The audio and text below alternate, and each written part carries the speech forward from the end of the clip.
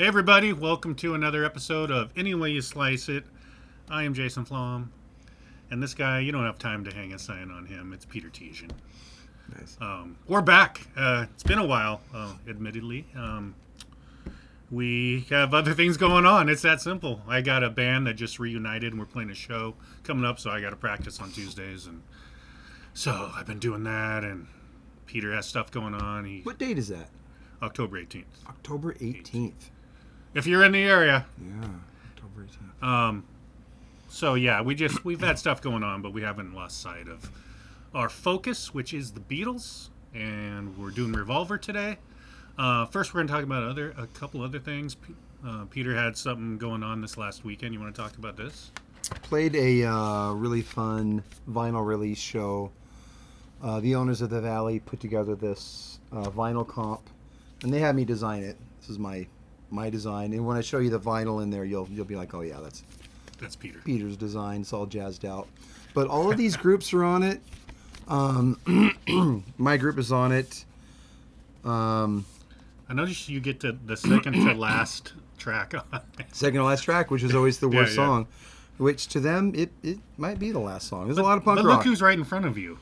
There's a lot of punk rock on here, and yeah, after Moss Generator, yeah, we definitely sound bad after that. So, Not true. well, so we got fucking Eagles on here. These are Tacoma area bands. They're a popular group around here. Girl Trouble is not only a popular group in Legends. the area, but yeah, they're legends. It's a song from their 1983 album. Wow. But Serpent Foot's another great group around here. Dick Rossetti, Velvet Tang, Cosmic Trash, Sharky Waters.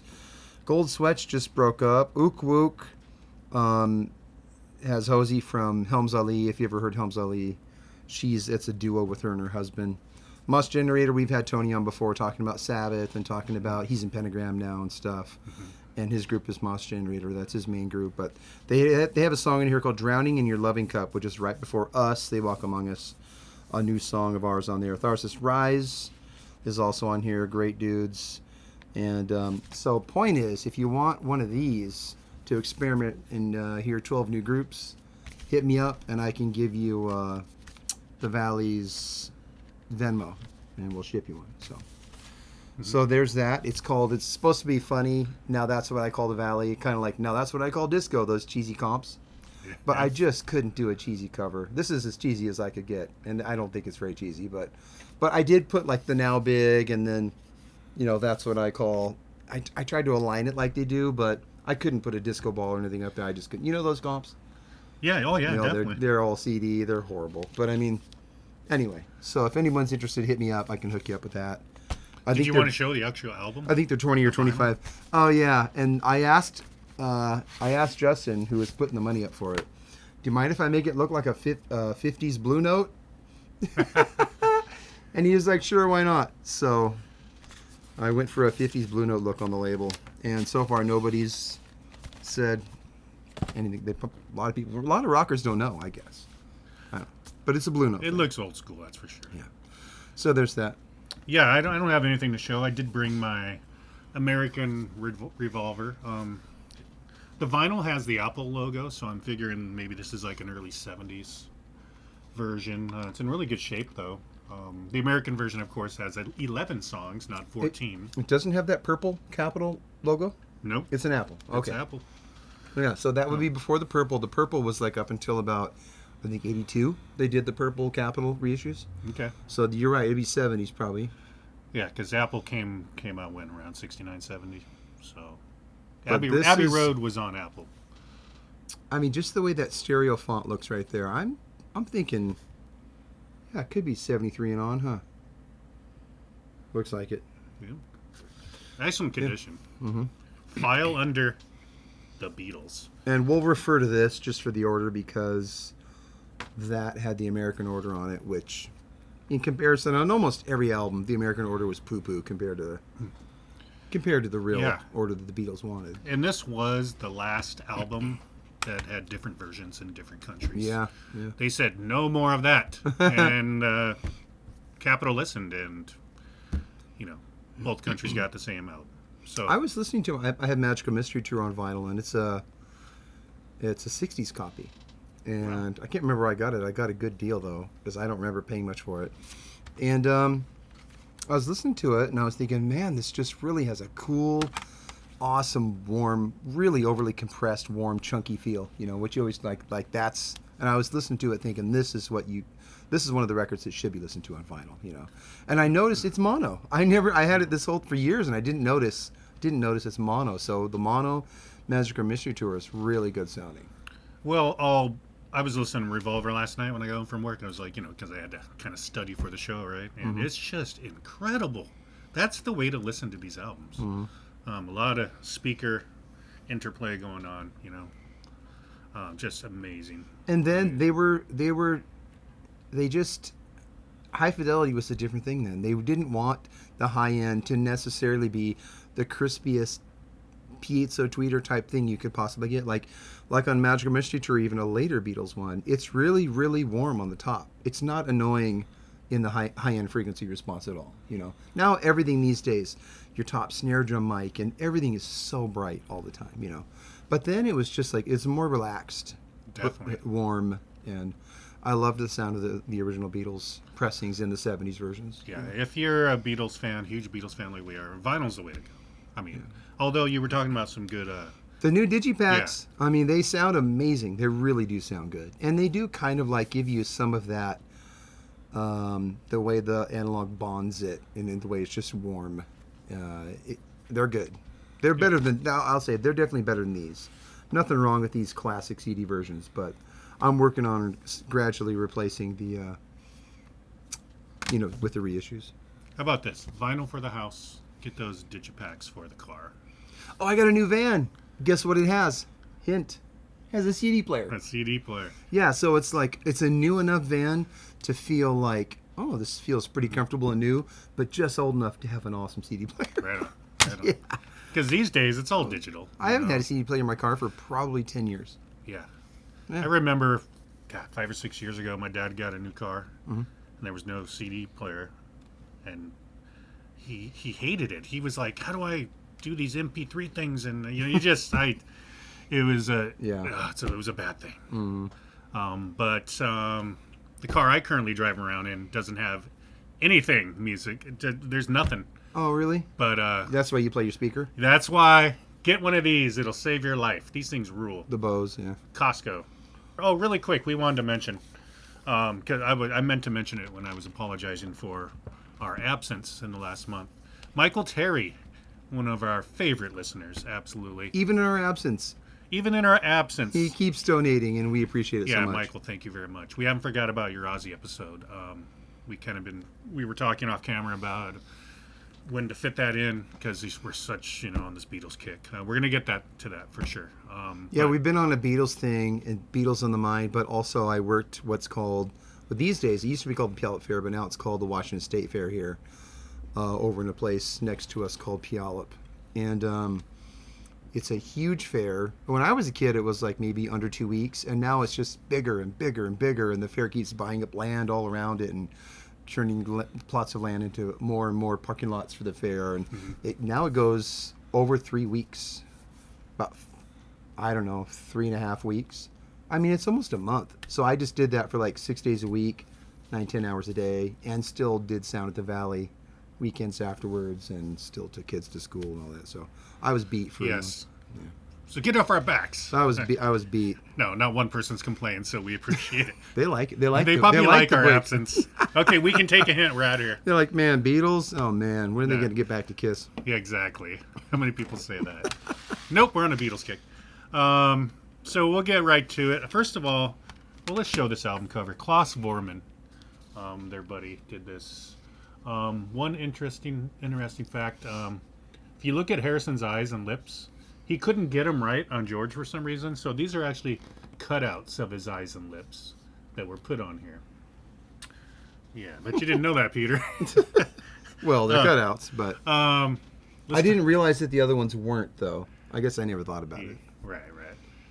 So George kind of stands out, as he should, because he really does on this album. We're going to get to that. Let's talk about some of the names they had for this album. Some are really cool, some are silly. Ringo came up with one, After Geography, which is a reference towards Aftermath, the Stones album that was just released. Yeah. That was obviously silly. One title that I really liked Revolver's the best title. Let's just get that out. But one title I liked is Four Sides of the Circle. Oh yeah. That's cool. Magic Eye was another one. Abracadabra, which back then would have been really cool. Now Yeah, I just think cool. I think it's Steve Miller now. Yeah, now. Yeah, but it would have been cool. But Revolver, of course, means the record revolves. There was another one. There was another title that was, what was that? It was something kind of Spanish or something. What was that other title they were thinking of? Oh, Beatles on Safari. That Yes. was the one. Oh, yeah. Yeah, Safari, not Spanish. But that was, I kind of thought about, would it be like them sitting on a wagon looking like a 1964 beat group again, or Beatles on Safari? Yeah. It's like, the Monkees are one of these groups where they come up with a silly name and then take a picture to match it that has nothing to do with the music on there, like a Hollies album or just whatever, The Beatles sing songs. And they put a microphone in front and take a picture, But Revolver, by far the best name, iconic. And it has nothing to do with the gun. It's kind of, I always used to think, oh, they mean it's a gun, like, that's where Kiss got Love Gun from. So what were they talking about? Just like Dynasty, record, just a cool thing? A record spinning around, record revolves, that's, but, it's just a cool word. So good on them. So let's get to the tracks, because, there's little tidbits, fun things to mention about each one. Of course, produced by George Martin. There was rumors that they were going to record some of this at Stax in Nashville. America, yeah. And Steve Cropper was going to produce. How awkward would that have been? Like, they just tell George Martin to stay in England and they go do this thing. They were thinking about with the songs that were a little bit more soul influenced. Yeah, like Got to Get You Into My Life. A few of the songs, yeah. Not the whole thing. But, I possibly thank God they didn't. I don't know. We wouldn't have this exact version. It's I'm not complaining about what happened here. Yeah. Personally, I listening to Get You Into My Life now, and I can't picture it any better. So, Taxman. Maybe Earth, Wind & Fire could, in some ways, might be a little bit better. That Earth, Wind & Fire version? That is a good version. Whoa. That's excellent version. No, it's really amazing. good. Yeah. It's funny you mentioned that. I made a playlist once of just the best cover songs, and that might have been the first track. Yeah. They just did so much with it. That's how you do a cover. You don't do a cover exactly like it. I've been in bands where it's like, well, we can't do it like that. It's not the right tempo. It's like, what? You got to do it a different tempo. You got to do something different, And Earth, Wind & Fire did some crazy cool stuff. On the subject of Beatles cover songs, how about Jeff Beck, She's a Woman? Oh, yeah. Yeah. Oh, yeah. That's a good one. There's some really good ones out there. There you go. Let's make it instrumental. Yeah. Yeah. Yeah, excellent. Amazing. Yeah. So Taxman begins things, and, I was just referring to how... 1, 2, 3, 4. Exactly. 2, 3, 4. Yeah. It's amazing. George, man. Strongest George song to date, I think. You think ever? To date. Oh, to date. To date on here. Up till 1966. I mean, without a doubt. I mean, that not only is that without a doubt. It's a rocker. It's he's just aggressive with it, and his whole sentiment with he was literally pissed off at the Taxman for a while there. And like when he started looking into their reports, he was like, well, we're not getting much of our money. It was a real thing. He was pissed. I don't know if it's true or not, but I heard him say in an interview that if he made $1 million, he literally only got $80,000 of it. Yeah. I mean, whatever. Come on. I mean, yeah. So yeah. Well, that's why a lot of people try to record albums. Let's go to somewhere else to record an album, and let's go to Canada to record or wherever. Right. Yeah. But yeah, it's just such a good song. The solo played by Paul McCartney. I don't like the whole visual of George being told he's not playing it, and Paul was going to give it a go. It sounds like he tried for a while, and they're just sitting around, and he just couldn't really get a groove on with it, Right, and then so he goes and sulks for a couple hours. They said he would do that sometimes. He leaves the studio. Yeah. And Paul took a go at it. Tore it up, dude. Oh my God. See, the thing with that solo, and to me, it's like a spastic solo. It explodes out of the speakers, kind of like "You Really Got Me" or some other songs from that era. It just pops. He kind of like does little pull-offs down the minor that sound kind of Indian. Yeah, And George thinks he did that for he him. just bursts in with an energy, and he just confidently just rips it up. And it isn't Yngwie or whatever, but it's funny how like just the way you're hitting those notes can do it. And he just did it he just ripped it up. I assume the outro solo's him too. Yeah, oh yeah. Okay. It's kind of during the vamps. But yeah, we couldn't speak higher of Taxman, and it's the only opening song George ever had on the Beatles album. Eleanor Rigby. So this song's interesting for a lot of reasons. There's a lot of mystery involved in this one. But first of all, the obvious thing. No Beatles play any instruments on this. George, Paul, and George sing on it. Obviously, Paul with the lead vocal. All orchestration, George Martin got all that taken care of. But what an amazing piece of work. Amazing. Paul wrote it on piano. Mm-hmm. Kind of wrote it like, quarter notes. And George Martin was like, oh, when you get to the B there, that'll be a cello. He had it all mapped out in his head. For me, if anybody out there hasn't heard, and I suppose we're talking mainly to rock fans, so if you check out, there's a Josh Redman album, he's a great sax player, called Timeless Tales. If you look up that album and look at that, whether you're a jazz fan or not, once you hear this version of Eleanor Rigby in 5/4 time, it's insanely good. It's amazing. I don't think there could be a better version of it. Have you ever heard that version? I've shared it before. In fact, I shared it on it's on my YouTube channel actually. Mm-hmm. I just ripped it and put it on there because nobody had it on at that time. It's probably 9 years ago. There wasn't a version of it on YouTube. I'm like, this needs to be on YouTube. So if I remember, which I probably won't, I'll put a link to it in the comments here. Maybe some of those other ones we were talking about too. Yeah, but Eleanor Rigby, Paul's song, but it sounds like they all kind of were throwing in lines. Even their manager even was like, bickering Beatles at it again. John saying he wrote, a lot of the lyrics, some roadies, some people who were there when the writing process was going on saying no, John was not really even into the writing process, so it depends on who you believe. But we know Paul came in with the idea. Lyrically, here's the mystery involved in this. So in Liverpool, there's a graveyard that John and Paul used to hang out in, in their very early days, maybe even pre-Beatles. There happens to be a grave of an Eleanor Rigby. Paul has said that maybe subconsciously, I remembered that. Not far from that grave is a Mackenzie. Father Mackenzie, of course, the other character in the song. Mm-hmm. So, and originally in the song, it was McCartney. They were singing McCartney. Father McCartney. They were? Yeah. I didn't know but that. But they part. changed it. I think John said they just looked in the phone book under McCartney and Mackenzie was near it and they picked that. Interesting. But it's just interesting that in that graveyard in Liverpool, there's a Mackenzie and an Eleanor Rigby. So they've never admitted to, oh yeah, we got those two names from there. But I think McCartney did bring it in and had the idea, and I think he kind of just wanted people to chime in lines here and there. I saw some video about that. Like, he didn't really want to finish it himself. He kind of wanted people to chime in. Maybe he was trying to involve them. I don't know. Ringo wrote the line about darning her socks. Oh, yeah. Yeah. So basically, though, they're all still proud of it. Even in the last interviews John did, I think John could sometimes be a little sarcastic about Paul's... I feel like John was a little sarcastic about Paul's soft shoe and just like, I don't know.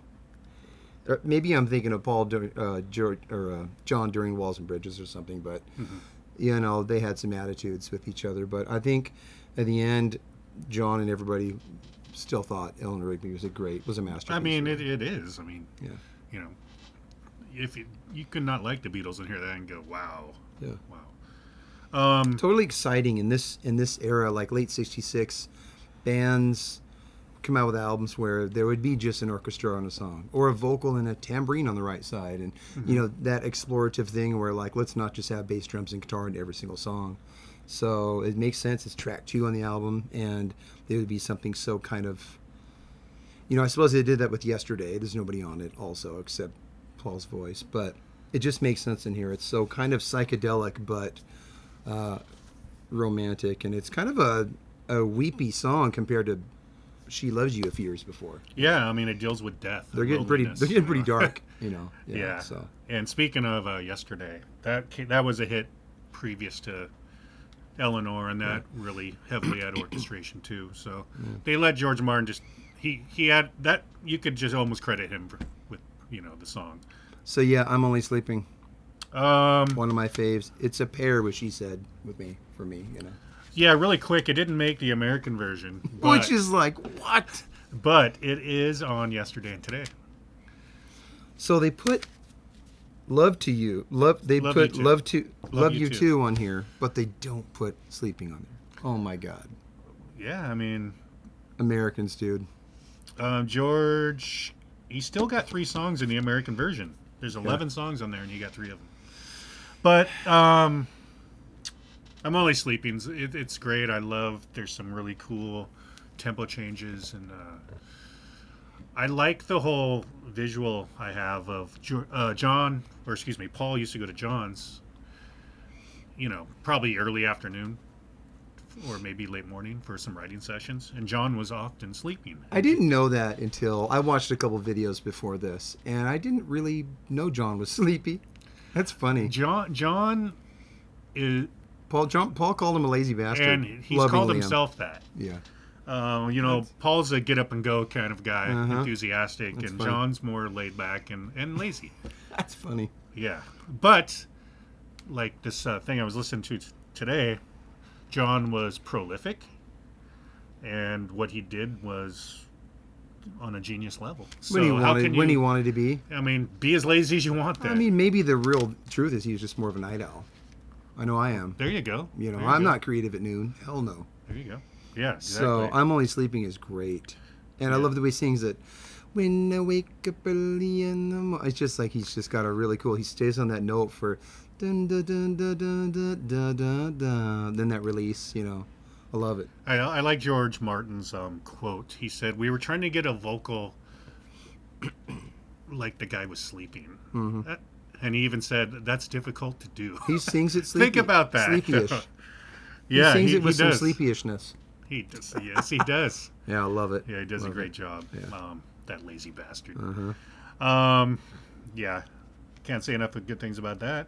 And first of all, Revolvers. Come on, that's top one or two Beatles albums right there. Mm-hmm. Last couple of years, I'm more of an Abbey Road guy. I don't know why. Just that whole Sweet side 2, just that gets me, man. That's like, come on. But Revolver, for 11 songs or 14 if you listen to this one, just incredible, groundbreaking, innovative. Yeah. And so up next, let's refer to this from now on. Mm-hmm. Here, There, and Everywhere. Pure Paul. Paul has regarded this as one of his favorites. John has even said that's one of Paul's best. And everybody I know has said that. George has said it. George Martin. Yeah. For me, I'm going to just admit that it wasn't really ever one of my favorites. I didn't think the chords were that cool, and it sounded like early Beatles to me. But it is great. It really, I mean, it is great. But people rave about it. People really love it. Oh, Is it one of your favorites? I'd put it in the top 10 McCartney songs. Oh, yeah? Top Wow. 10. I mean, I'm kind of he's amazed. got some damn good ones. There's nothing wrong with it at all. I just never realized it was that loved, So. Oh, yeah. So here's kind of how it came to be. Bruce Johnston of the Beach Boys had a acetate. No, it wasn't acetate. It was the actual album of Pet Sounds, but before it came out. Took it to England. And this is an album he had nothing to do with, by the way. It was Brian Wilson's brainchild. And played it for... He was hanging out with somebody, and they ended up hanging out with Paul and John. Mm-hmm. Because that happened sometimes back then. You just end up at Paul and John's house. Keith Moon was there. Keith Moon, that's who he was hanging out with. Exactly. So, imagine that. You're hanging out with Keith Moon, Paul McCartney, and John Lennon. You're just this guy in the Beach Boys who no one really cares about. You know what I mean? It's like... Keith came over. It was just no big deal. So he's playing Pet Sounds for him. No big deal. And they played it twice in a row. It was the mono version. And the next day, Paul wrote Here, There, and Everywhere. And he was kind of thinking of God Only Knows. And Bruce said himself, Bruce Johnston, that's kind of ironic because Brian wrote God Only Knows kind of in response to Rubber Soul. So it's the coolest musical, like, friendly competition I think that's ever went on this planet, the Beach Boys and the Beatles. It went back and forth all the time, and if you watch some of these documentaries about the different albums, thank God these days there's just tons of documentaries about Beatles albums, like all the Beatles albums. I love it, man. I love it. Sabbath too, there's tons on Sabbath. It's really fun to watch them. But when you get into it, you hear Paul McCartney say things like he's referencing, I wrote that because I was kind of like this Holly song at the time, or I kind of like this Bird song. They were really influenced by all the other groups, all the classic groups. They were influenced by little bits here and there. It's kind of amazing because everybody, Beatles, they're the kings, you know what I mean? Like, they did it best, most consistent for their whole run, stopped at the top with Abbey Road, oh my God. But it's funny that they're influenced by all these other groups too, really. Oh, big time. Birds, Holly, Stones. Oh, yeah. You know. And they were hanging out with them, Yeah. So we're going to get to more of that, who they were hanging out with and how that influenced their music. But, yeah, it's just a beautiful McCartney ballad. This is one that pretty much all McCartney, like Lennon's never laid claim to writing a verse or something. I like the intro. I think McCartney said he got it from a Cole Porter song. The idea, how it starts, to lead a better, then it just goes on into the verses. Yeah, it has a separate intro that's musically different. Yeah. It's not like a verse or a chorus played soft. It's a whole different intro. Yeah, so in my mind, I start thinking of what other songs do that. And for some reason, I might have told you this before, the only song I could think of off the top of my head is See You Tonight on Gene Simmons' solo album. Yeah. Because it starts with those different kind of guitar chords. It does. And then it goes into, and that is probably, tell me if you agree. It's probably directly influenced by this song. Because it's the most Beatlesque Kiss type of song there is. Yeah. That song is pure Beatles. And it has the Beatles, Beatlemania guys on there. So, but yeah, just thought I'd throw that out there. I'm satisfying the Kiss fans. The three that are watching. Yep. See, we haven't forgot about Kiss. Yellow Submarine. Wait, let's go to this one. Yeah, Yellow Submarine is the next track on the English version. Mm-hmm. So, see, I do love the song. I do. Mm-hmm. It's a novelty song. It's just fun. It's all it is. It's a children's song. It literally came to Paul.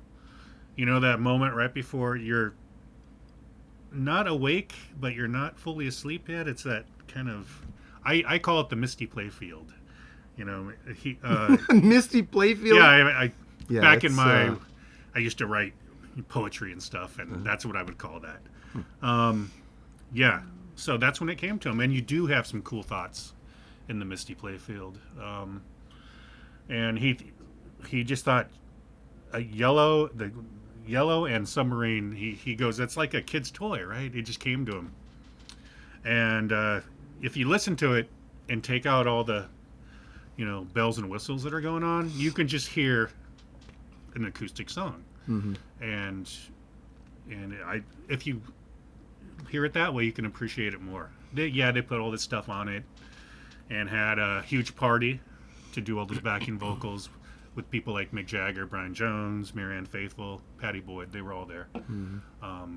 And I guess George Martin wasn't at this party, the whole recording of it, because he had food poisoning. Well, was he not at that, or was he at that? He at the initial recording for the basic tracks, he wasn't there. Okay. I'm not sure if he was there for the thing with the vocal, with the party singing along, but yeah, I guess it really turned into, as they said on this thing I was listening to, the lunatics took over the asylum. What's that? There's a line or two at the end Donovan threw in. What was that? It's not. It's during the verse. Sky of blue and sea of green. Yeah. So Paul was hanging out with Donovan a lot. Yeah. Donovan always has stories about how Paul would show up with part of a song written. He actually, I think Paul came over and just played a couple things of Yellow Submarine and said, "You got any lines for this, Donovan?" I don't know. Yes, he called him Donovan. And Call him Don. Don. Donnie. Donnie. Don baby. Don, baby. And he said, Sky Blue and Sea of Green. Sky blue, sea of green. Wrote it down, made the album. How And- cool. Picture your Donovan now. And you could put that on and hear it, and you know you wrote that. How cool is that? Yeah. They really were able to market that yellow submarine toy thing, by the way, too. I mean, the figures you can get, and you know they're all stem from the art from the movie Yellow Submarine, of course. But the Yellow Submarine is a perfect toy. I mean, we have one around here, Yeah.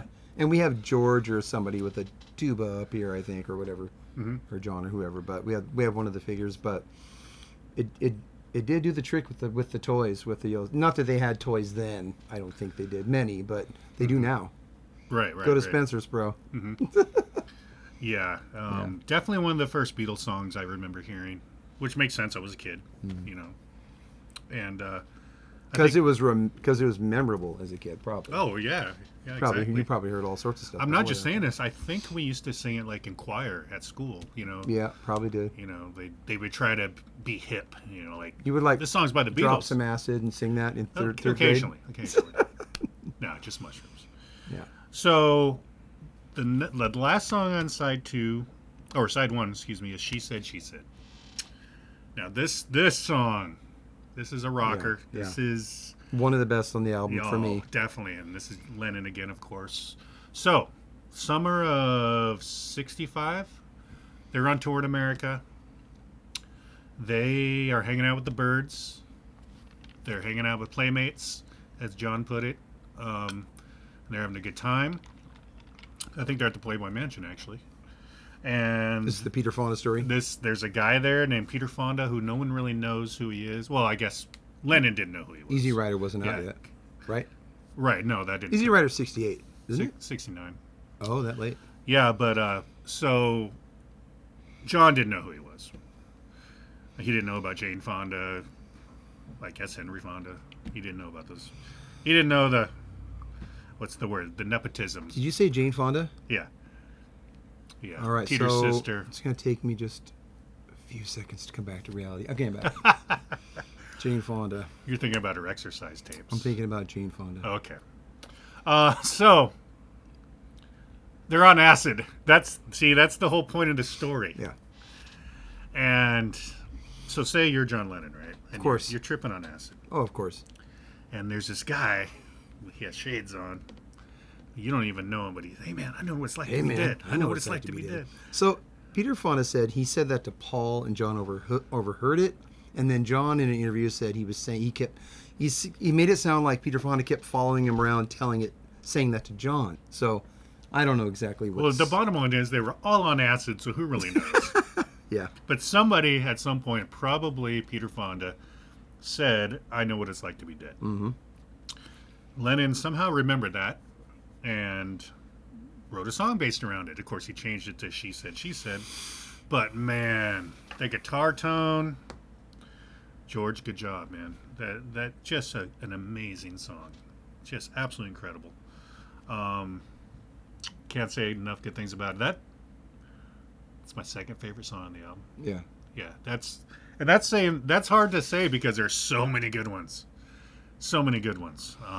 And also on this song again, really dark connotation coming from me to you a few years earlier or whatever, like Yeah. pretty dark and cool. Definitely. Thought provoking. Yeah. It's one of those songs, if I was trying to turn somebody onto the Beatles, I'd probably put it on. Yeah.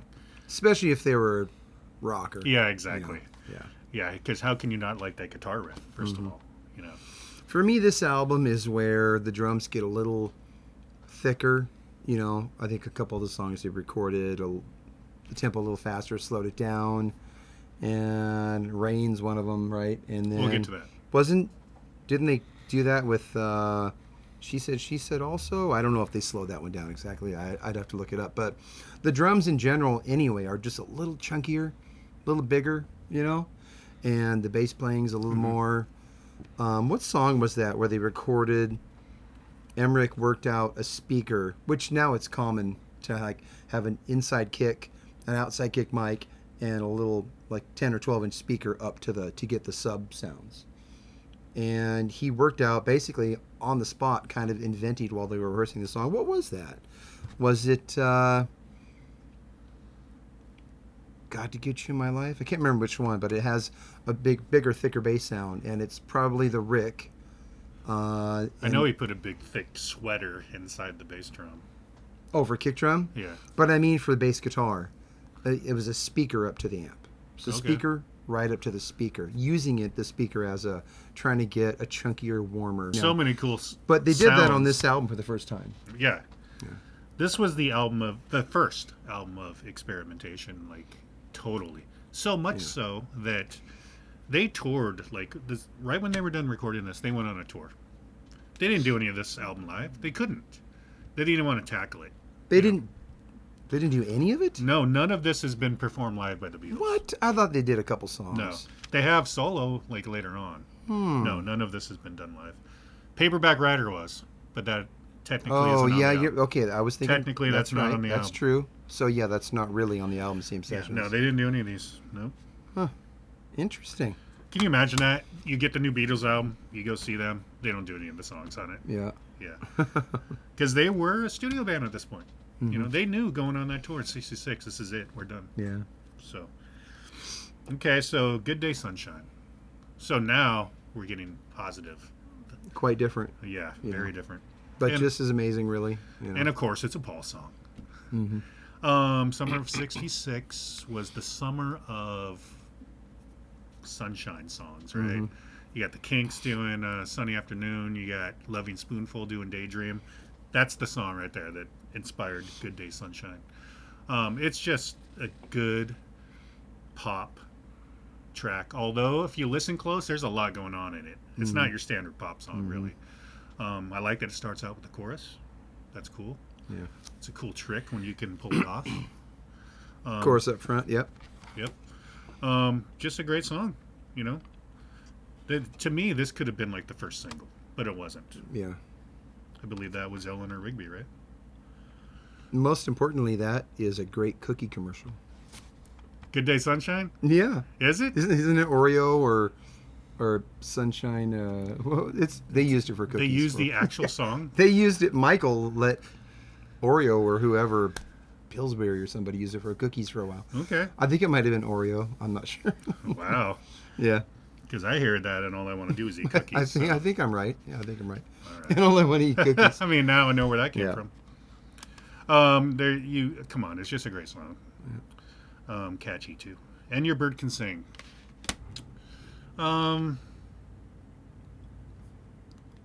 It's just a good straight I was song. gonna say if It's not as special as some of the others. no, it's not, and that's probably why they left it off the American version. That one and Dr. Robert, musically, Yeah. they're just good straight songs. But it's not like a Paperback Writer No. or a Taxman. It's not like, you know. There's a lot of confusion about exactly who or what it's about. But that doesn't take away from it for me. John just loved to throw shit together. You Yeah. know, John's just throwing it together, making something cool. It's good. Come on, It's a great. On the album before this, there's a couple where I wouldn't mind hearing an alternative track. A couple songs on this album, love them all. I think this one, and like Dr. Robert or whatever, great album tracks in there. You know. Yeah. I mean, there's absolutely nothing wrong with it. It's just not up to the standards of She Said, She Said. For No One, definitely nothing wrong with this. Again, pure McCartney. It's about his impending breakup with Jane Asher. I guess he wrote it on vacation in Switzerland. Sad tune. Very sad, but an amazing song. I guess he wrote a follow-up to this, Another Day. Another Day. Yeah. Have a dun, dun, dun, dun, dun, dun. Love that song. He was thinking of the woman in For No One waking up the next morning. So it's another It's just day. another. Oh, it's a great boom, song. boom, boom. So good. Yeah. I love Wings, man. Oh man, I love Wings. Yeah. For No One, I was really surprised that John liked that song a lot too. Yeah. At least the little bit I've read here and there when John talked about it. I'm sure I could find another John interview where he slams it, because John's kind of like that. He's moody to what's going to come out. But John liked it, and I always thought it was Is this the song that George Martin did not do the arrangement for? Is this the one? It's the one with the French horn dude, whose name I George can't Martin. remember. George Martin is involved in that. What? There's a song that George Martin was. It's like the only song he didn't do the arrangement for. I thought it was this, but you're right. George Martin was definitely there for that. Yeah, it's horn not Yellow solo. Submarine, is it? The one he was Hmm. sick. I remember it's kind of a sappy song, and I was Oh, thinking okay. maybe it was this, but I thought it was this. Maybe I'm wrong, but Right. But For No One's amazing. It really is. It's, again, don't mean to overuse the term. It's pure McCartney. It's what you expect and think of him as writing. it's not a rocker. It's just a great, well-written, beautiful song. You But can- it fits in this kind of a psychedelic era album. It fits Yeah. because you could throw anything in there. You can picture him at the piano writing it. Like Her Majesty, Majesty's Satanic. Like you could throw anything on that album. They could have done anything, and they did. Yeah. This is this and Pepper. They're kind of like that, Yeah. So now your favorite song on the album, Dr. Robert. I do like it. No, Yeah. it's I like it better than And Your Bird Can Sing. And you hear some people say it's about that guy that was putting meth in the vitamins as a doctor. But then you hear Robert people, Freeman. yeah, you hear other people say that it could have been a kind of a. It's not mainly solely based just on him though. Right. Lennon later on had said, that's about me. And then he said but he also said there was his dentist was, I don't know, it's Yeah. it's maybe not one person exactly. One thing for sure, it was absolutely the first blatant drug song. Like, they're not even hiding it anymore. Yeah. You know what I mean? That's So- true. Yeah. So that we know for sure, but it's good. It's a good song. It was not on the American version, only on the English version. But the best thing about that song is it's right before I Want to Tell You. But it's a good straight rocker. And yeah, the flow in this album, it's all there. You got to have all the songs because the way it picks up on the way it goes into the next song. the best sequencing is very important to me. Yeah. It really is. You have to have a good flow to an album. That's why these American versions, they don't stand up. They kind of throw me off a bit because it's Yeah. like you expect one song and it's not on there. Yeah. I Want to Tell You is amazing. Mm-hmm. Again, Harrison was he was coming into his own. And what a cool mood on that. Is that a little bit of phase on that guitar? Or Yeah, it's yeah. cool, man. Um, Oh, wait, that's the one that has a little bit of fuzz on it, huh? That's the same pedal that Paul that used Paul- on. okay, Right? okay, yeah. On George's song on the last album. yeah. So that pedal was getting around. But it's an amazing song. If you didn't know that George was coming into his own, you weren't listening very closely. He was gaining confidence, even though I guess they didn't take as much time on the George songs. They kind of rushed through them. They would sometimes get a George song done in 8 or 9 hours. They were still great, though. Oh, They were yeah. I mean, at this point, his songs were really great. And I think it's kind of like Ace Frehley with the solo album. They were learning to give George some That's exactly what it was like. some attention for his songs because his songs were deserving of it. He probably proved that on this album. Beatles fans who don't like Kiss don't like to hear it, but there's so many Beatles Kiss parallels. But you got to think though, what are his songs on Sgt. Pepper though? George, I mean, he only has Within You, Without You. Isn't that kind of it? I think on that album, yeah. So it's ironic because it's like you wrote some great stuff on this album, and then Sgt. Pepper, where's your songs? I guess Magical Mystery Tour, a lot of it was recorded at the same time, and he does have a couple cool things on there. It's a kind of a shuffle. yeah. I want to do. It's really cool. I love the sound of his voice on it. Mm-hmm. I think his singing was also getting really great. Oh yeah. He had steep competition, if you want to call it that. I mean, it kind of was. I mean, he had to match up with, Yeah. George or John and Paul's, standards. Yeah. And that's why they didn't give him much time. Even George and Paul, they were kind of rushing him, or John and Paul. So yeah, I Want to Tell You is, it's up there. It's, top 3 or 4 songs for me on this album. I love, I just want to point this out. George isn't known for being, people list their favorite lead guitar players of all time. He's not really on a lot of those lists. And sure, he's not playing these cosmic solos that are bending your mind, but man, some of his riffs and the tones he uses that he gets, you can probably thank, Emmerich and George Martin a lot for all that behind the scenes stuff, but he has some very cool riffs, and he had a really cool tone and feel. He really did. I mean, he knew he wasn't like an Eric Clapton. Yeah. Because later on he would bring in Dave Mason. No, later on he would bring in Eric Clapton to play the solo. But then later on in the whole album he'd have Dave Mason play or whoever. And he knew he did good stuff, but he couldn't just pull off a perfect solo for anything. Yeah, exactly. Even sometimes it's John sometimes on solos like later on. For You Blue, he says, "Go Johnny, go." It's John and it's pretty good. John does pretty good too. Yeah. So, but he's really coming into his own here, and like you mentioned, he only had the one track on Sgt. Pepper. But after that, the White Album, Abbey Road, come on, he's off to the races. And then one of the, if not the best Beatles solo album, All Things Must Pass.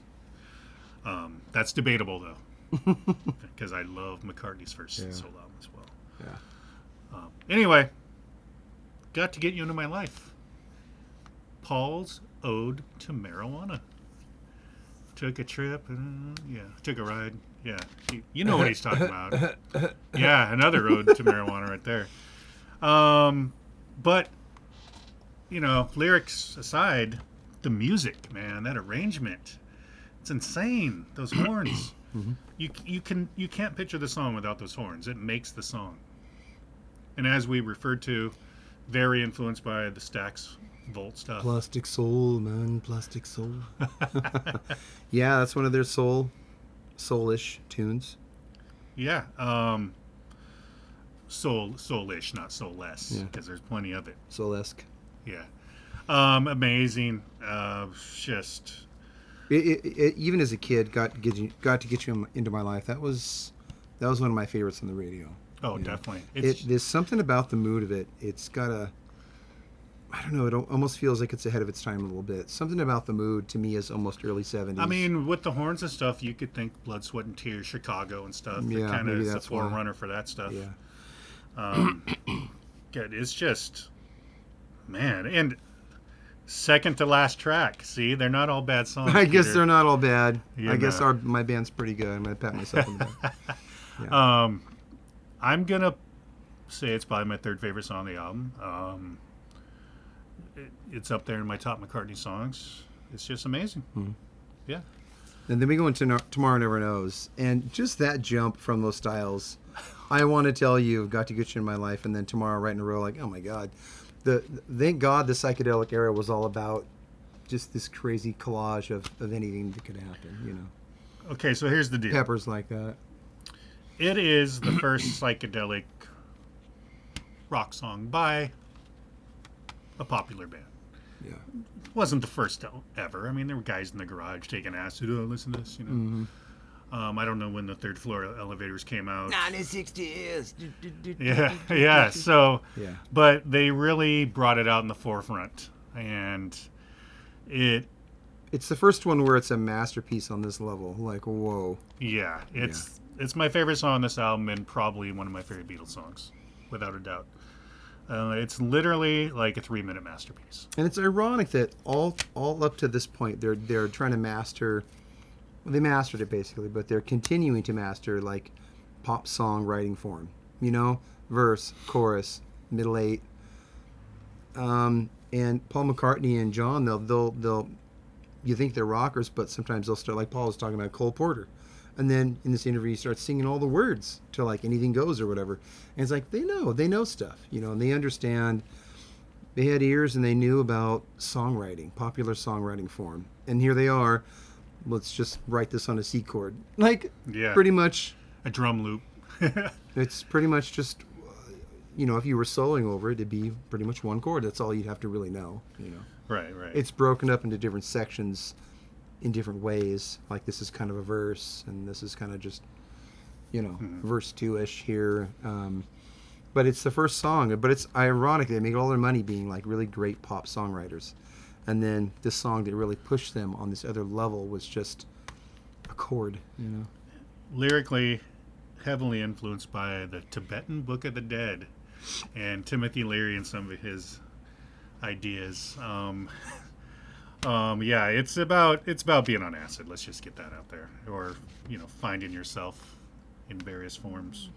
Um, oh man, It sounds, the sound of it too is amazing. It just sounds really great and full. mm-hmm.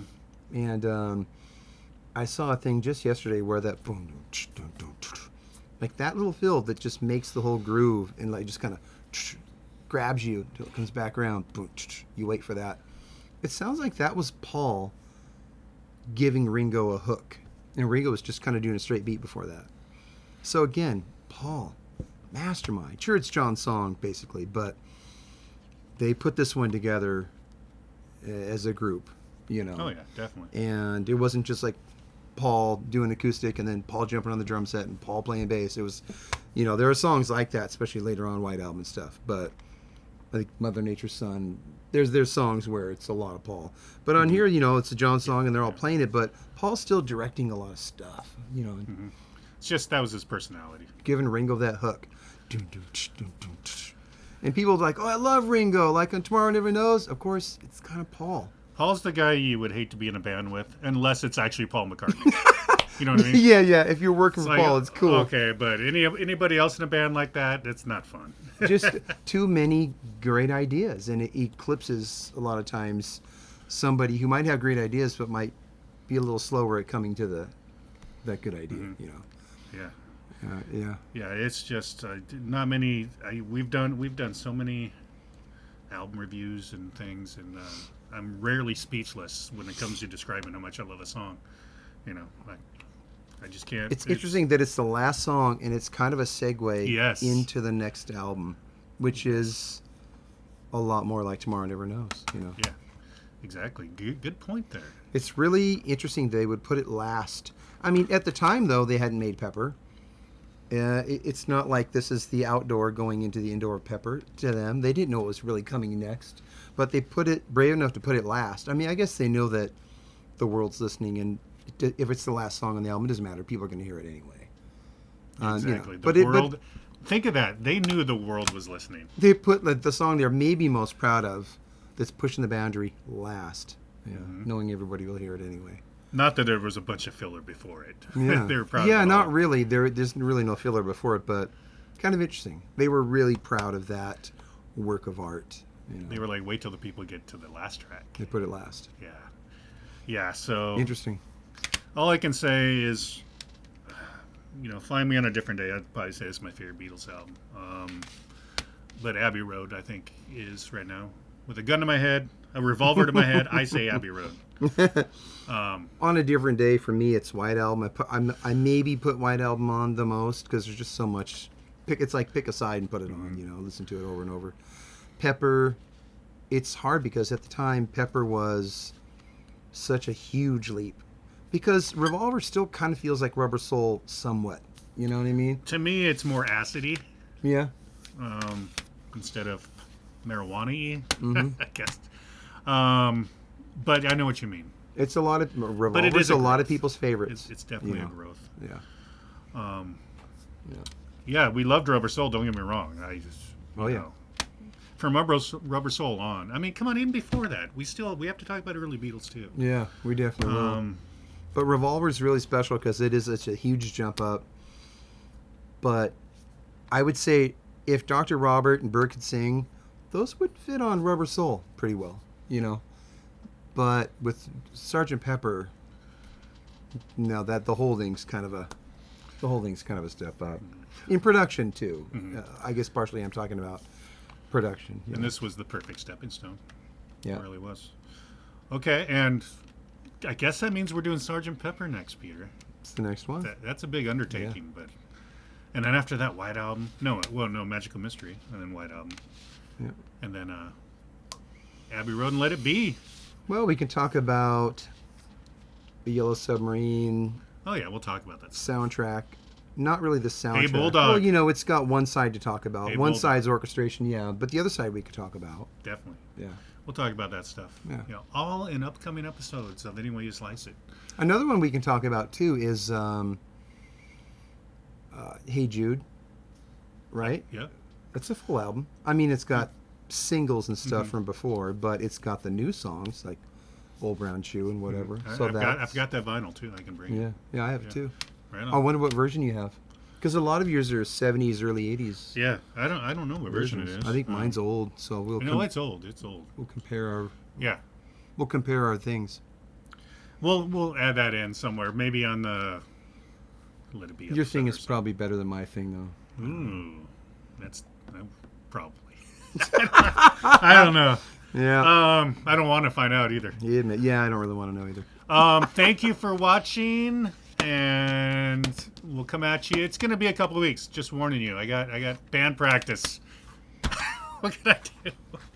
I got to play Rockstar for a few more weeks, and then that's over with. What okay? a rocker. That's over with. Are you guys just doing a couple shows and that's it? Well, Or you don't know? we're doing the one show and then the show with you guys. We're doing a show with his band in December. That's going to be like a surprise for people. They don't know about it yet. Yeah, we're doing 2 shows. We might even call the show with you our farewell show. Maybe. Really? Yeah. So you're not going to possibly hang on and just play for a while? Nah. I mean, if we Is somebody too busy? if we go over like whoa, people really want us back, then we'll have to talk about it. But for now, just the 2 shows. Yeah, yeah. I mean, we're all like older now and stuff. Well, maybe if you put the makeup back on, but get a couple people who are younger that can really pull off the solos. Oh. And do like a, maybe have some big blow up. I don't know. I'm just We'll see about all of that. But maybe you can get Bruce Fairbairn to produce the new album. oh God, no. Especially since he's dead. You could sell a lot of stuff Isn't at he dead? Spencer's. I'm just trying to think of a way to make this work for you guys. Okay, well, we're together for this show, and yeah, there's a surprise show in December. Vinnie Vincent's available too. I bet. We've lost the Beatles fans, but the Kiss fans are hanging on. Okay, thank you for watching. I'm Jason. He's Peter. This has been Any Way You Slice It. See you next time.